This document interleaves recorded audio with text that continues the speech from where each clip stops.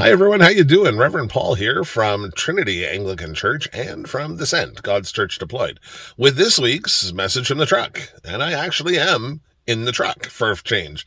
The first time in a number of weeks that I've been sending you this message from actually in the truck, and I know the first time in a couple weeks that I've sent a message. So sorry for everybody that I haven't been with you the last couple of weeks, but here I am offering you this week's message. It is great to be here with you as we enter into a new month. Yesterday was the 1st of December. We are entering into that last month of our calendar year, but more importantly, today as I sit here in the truck, I'm on the last day of the church year. Tomorrow we will celebrate the first Sunday of Advent, that celebration of the new church year getting started, as well as the start of that season of preparation, that season of getting ready. I'm going to share with you a little bit about what I did this week.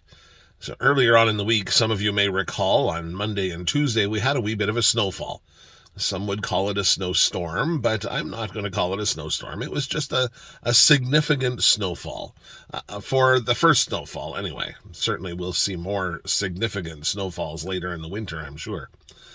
But on the day of the snowfall, I decided to be that guy who had already done his research and had already done his preparation, but hadn't gone around to the actual act of buying the snowblower.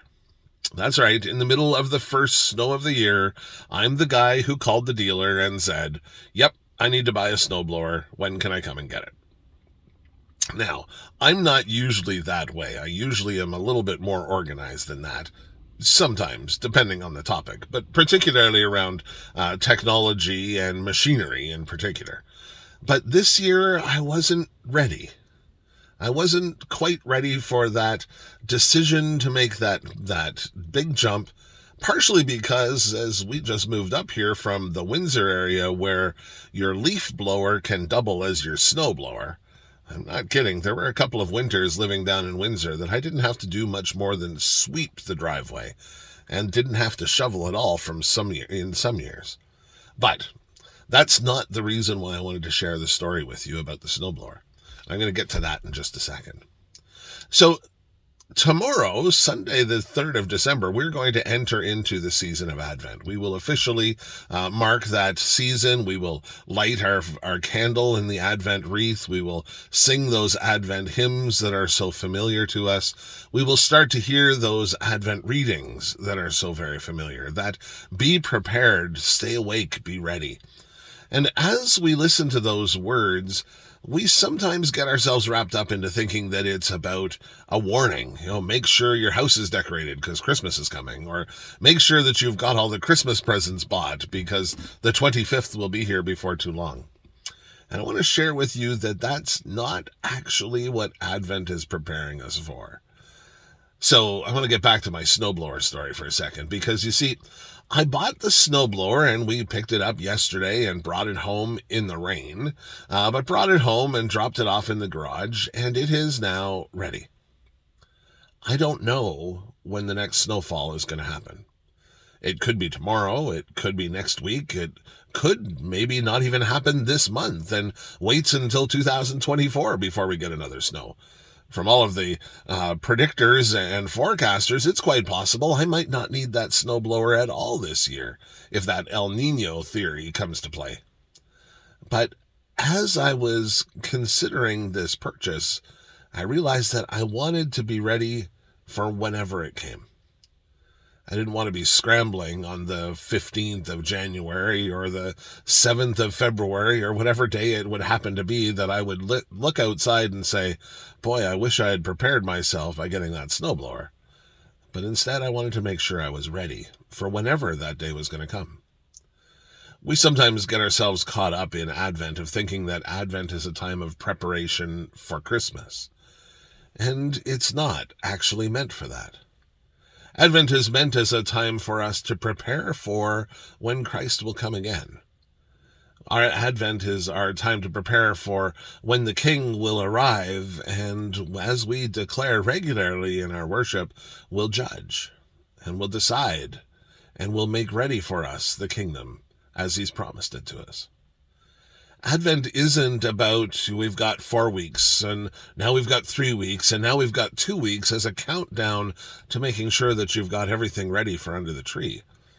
But instead is a time for us to truly prepare for what we don't know the day is going to arrive. We don't know when the second coming will happen. We don't know when Christ will come again, but we need to be ready. As a poster that was on the door of the chaplain's office at Huron College when I was studying there used to say, "Jesus is coming, look busy." And that's kind of where we should be as we make our way through Advent. Jesus is coming. Are you ready? Are you ready regardless of whether it happens tomorrow, next week, on the 25th of December, or sometime in July, or maybe a year from now? Who knows? Nobody knows. But will you be ready? That's what our Advent message is about. So, like I who went out and bought my snowblower not knowing when the next snowfall would happen, but knowing it will happen. Let's get ourselves ready, not knowing when Christ will come again, but knowing that he will come again. I'm going to leave that there right now, and I just want to connect with you on a couple of announcements for the community, particularly the community of Trinity, as we prepare ourselves for the hectic season that lies ahead. So as I mentioned, tomorrow morning we will gather for in-person worship with Trinity at 8 and 10 a.m.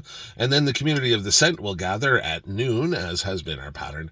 Just a heads up to everybody that our online offering from Trinity tomorrow is not going to be live streamed. Unfortunately, we've got some challenges that make it impossible for us to be able to live stream tomorrow. So if you're planning on watching online for worship, I encourage you to see if you can connect with a different community. Perhaps maybe All Saints in downtown Windsor. I know they offer a live streamed service on Sunday mornings. So tomorrow, as we gather for worship, we will, as I mentioned, light our Advent wreath for the first time. Tomorrow is a Sunday school Sunday, so hopefully our young people will be able to come out and experience that learning of their own as they enter into the Advent season. We have our Advent study series, which continues this coming Tuesday online, and that is for anybody who wants to be part of it. So whether you've already started with us last Tuesday or not, it doesn't matter. You can join in anytime. They are standalone sessions as we share in the teachings that Bishop Terry has for us, and an opportunity for us to enter into some conversation as a group around our computers as we sit and study together. Of course, our in-person study at Trinity continues at 2 o'clock on Wednesday afternoon as we dig into our scriptures for each week. Coming up, we've got all kinds of concerts and events happening. We've got the Kiwanis Youth Choir is going to be singing on the 16th of December. Mark your calendars for that.